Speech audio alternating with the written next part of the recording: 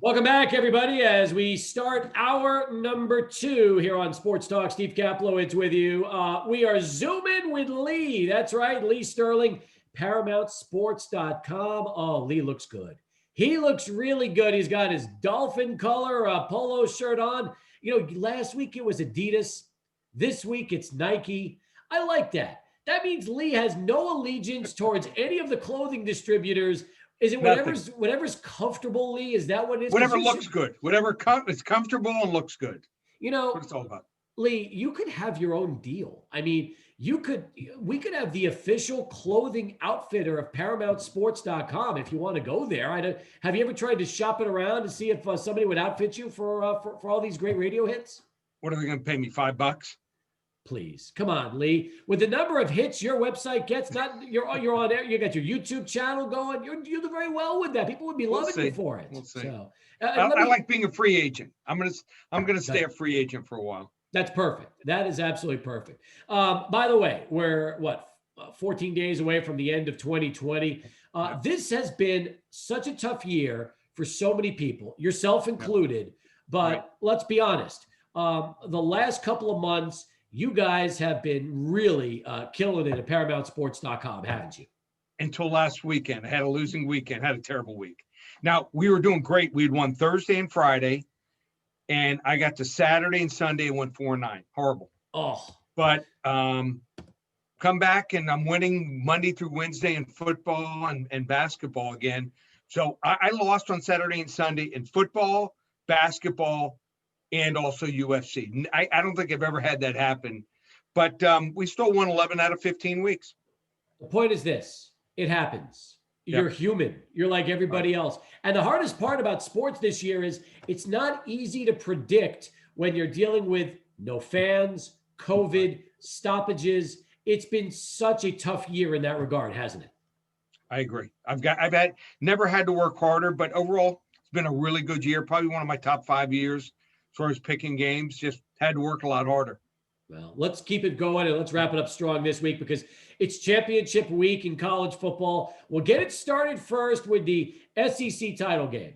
Now, Lee, Alabama and Florida haven't played this year. Alabama, 17-point favorites, and after what happened last week to Florida against LSU, it probably has everybody scratching their head and wondering what happened to the Gators. How could they allow an LSU team that was below 500 to come into the swamp and win in that big fashion? So you tell me, Florida being discounted after that performance, they've been good all season long. Do they save another gear for Alabama coming up on Saturday for championship week? Well, I don't think they can play as bad. I think they were looking ahead. This is not a real good LSU team at all. In fact, I think it's one of the worst I've seen in the last 15, 20 years. And they kept LSU in the game. And you keep a team like LSU in the game, they still got athletes, and they got fired up. And then the shoe toss at the end cost them. So one of the dumbest things I've seen a kid do. Not the dumbest, but it's up there. So I thought Alabama would be the team that would sleepwalk the week before. They were coming off playing LSU and Auburn, and they had Florida ahead. So I figured, Nick's not going to run it up. Well, it's 3-3 at the end of the first quarter. I go make a sandwich in the kitchen, come back, it's 31-3. So I'm just kidding. I didn't get it, but it felt like it. It was that quick. Yeah. So they've got 3 guys that are almost unstoppable. Mac Jones, probably going to win the Heisman if they win the game. Devonta Smith might deserve it because he has 83 receptions. He picked up the slack for Waddle and 16 touchdowns. And then you got Najee Harris, who's gained over 1,000 yards. He is Derrick Henry 2.0. For Trask, he's got to be almost perfect. Why? They have no passing game. You got to have balance to beat Alabama. Georgia did it for a half. They had them, but they couldn't throw the football in the second half. Trask has thrown for 40 touchdowns, but they're only the number 100th rushing attack out of 127 teams. I think in the end, that's what's going to doom them in their defense. Dan Mullen, he's lost 9 straight to Nick Saban. Make it 10 on Saturday. Alabama doubles up Florida, 48-24. All right. I had a feeling I knew where that one was coming, but I'm sorry. I'm happy you kind of set us straight to start the segment off with that. All right. So we've got two more big championship games. Let's get to the Big 12 title game. Oklahoma and Iowa State. Now, Iowa State, the darlings of college football, and they're so close to that 4 spot, they can almost taste it, Lee. And yet they are underdogs in this one. They're 5.5-point dogs to an Oklahoma team that's slipped up a couple of times so far this season. So you tell me, does the Cinderella story for Iowa State end on Saturday, or can they keep the dream alive and upset Oklahoma? So if they had won the first game and they had gotten like 4 turnovers and only turned the ball over one time, they were +2, +3, +4 turnover ratio, I'd say, okay, I think Oklahoma's going to pay them back. If you watch that game, that was an even game. They both have been in a bunch of close games, but Iowa State's won a lot of close games. They won at Texas in regulation. They won at TCU by 3 on the road. And Oklahoma lost at Iowa State. They lost to Kansas State at home in a close game. Took them 4 overtimes to beat Texas. I think Iowa State's going to get it done. I think they're going to win the first conference title. I'm taking the 5.5. I think they win the game 31-28. Wow. All right. So 31-28, the score. Iowa State getting by Oklahoma. That's huge. Now, let's get to the ACC title game with Clemson and Notre Dame. Clemson, everybody thinks, okay, you got Trevor back. He wasn't there the first time they played. So, of course, Clemson's going to be favored heavily. 10.5 points could be the largest spread in the college football for a Notre Dame team that's undefeated going into this game. And they've beaten them already once. So they know what it's like, although Lawrence wasn't there. So it's a lot of points. Notre Dame is trying to cap off a perfect regular season into the title game. Can the Irish do it a second time, or will this be Clemson's revenge? So I think most people in the public will think Trevor Lawrence is back. All's great in the world. They're going to roll. But his backup threw for 439 yards in the first game and did not throw an interception. That was not the reason they lost. So I'm making notes when I'm watching Clemson, and probably 5 or 6 times this year. Now, they've rolled some teams. They've had some halves where they look unstoppable. But a lot of my notes are offensive line doesn't look great. Wide receivers, not what they used to be. DBs don't make as many plays as they used to. And I love Travis Etienne. I think he's amazing. I think he's the best back in college football. I don't think it's his fault, but I will say this. Last year, last 6 games, he ran for between 109 and 212 yards. This year, wow.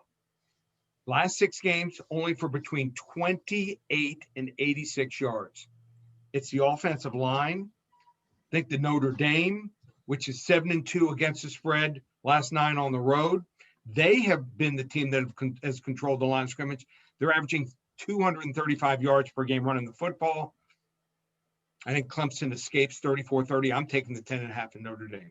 Okay, so Clemson wins it, but it's definitely too many points. 10.5 is just a lot of points when you think about it, Lee. It really is. Yeah. Okay, so 34-30, Clemson gets by Notre Dame. That takes us to the NFL. Let's talk about these 2 big games. Seattle and Washington will start us off. Now, Lee, you look at what Seattle did last week, and again, it was the Jets. All right, let's preface this by saying it was the Jets. It was just what the doctor ordered. But this team was outplayed by the Giants the week before, had been reeling prior to the Jet game. So I wonder, how much will this catapult a team that clearly needs to be jump-started?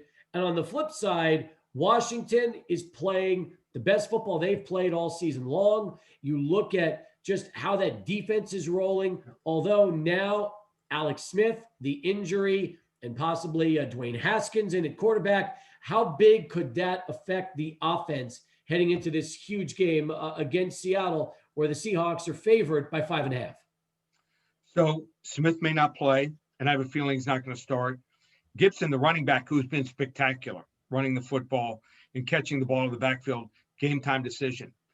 And the difference from the starters at those 2 positions to the backups, I think it's huge. So Seattle, even though they didn't do much off, let me tell you something. I'm watching Russell Wilson. That game against Giants, he was fooled. I don't think he studied like he normally. There was they ran a couple coverages that he did not even. Usually, he can tell you as soon as a snap what's going on. They did something that you don't see too often. They did some inverted cover twos. And an inverted cover two is the cornerbacks go back and they have the deep third. And the linebackers go out and cover the flat.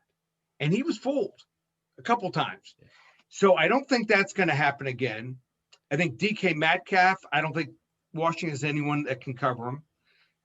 Adams, starting to look like he's more familiar, and also Carlos Dunlap, the defensive end from Cincinnati.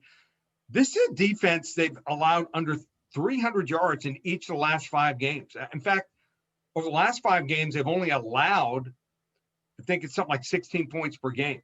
So I think Seattle's going to get it done. I think it's a trap. I think they want you to play Washington, take the points. I think Seattle wins 31-14. That takes us to our final game this week, New Orleans and Kansas City. Now, again, you look at these two teams. New Orleans have been rolling through everybody until they hit Philly last week, and that was not the game I expected with Jalen Hurts at quarterback and what the Saints coming back down to earth, but it happened. KC keeps rolling through. It's not the easiest and prettiest of games, but hey, one loss. They're in the driver's seat right now in the AFC. They've got the 3-point favorite over New Orleans this weekend. And can the Saints bring that magic back? Or do you think for Kansas City, it's going to be easy pickings this time around? So I think there is a recipe to beat New Orleans. You got to run the football. I think Kansas City doesn't utilize their running game enough. They go away from it. New Orleans is going to try to muck up the game. They want to run the ball, eat the clock, keep the ball away from Mahomes.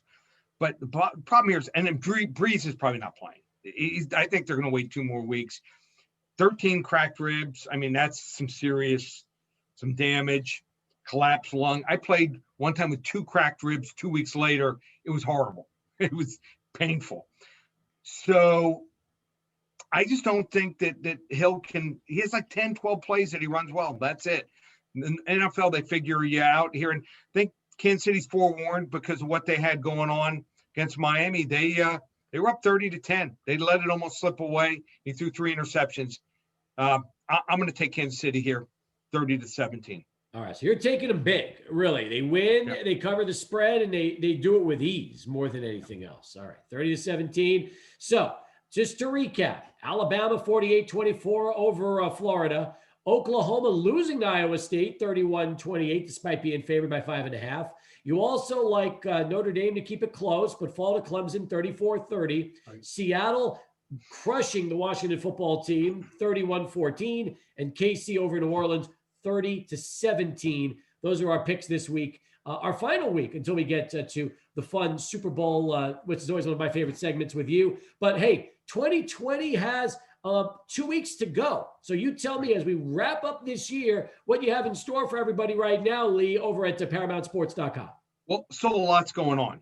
We have championship week this week, college football, 4 weeks of the NFL season, 4, not 2, 3, 4 weeks.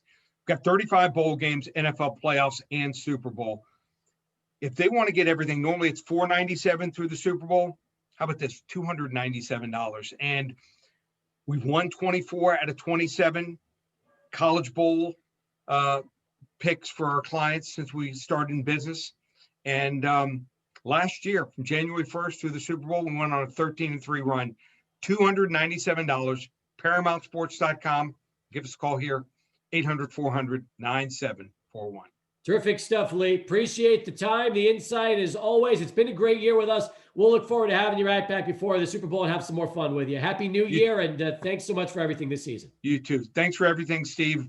I want to wish you and your staff and your family and all the listeners out there a happy, healthy New Year. Merry Christmas. Happy Hanukkah if you're celebrating tonight, and everyone stay safe.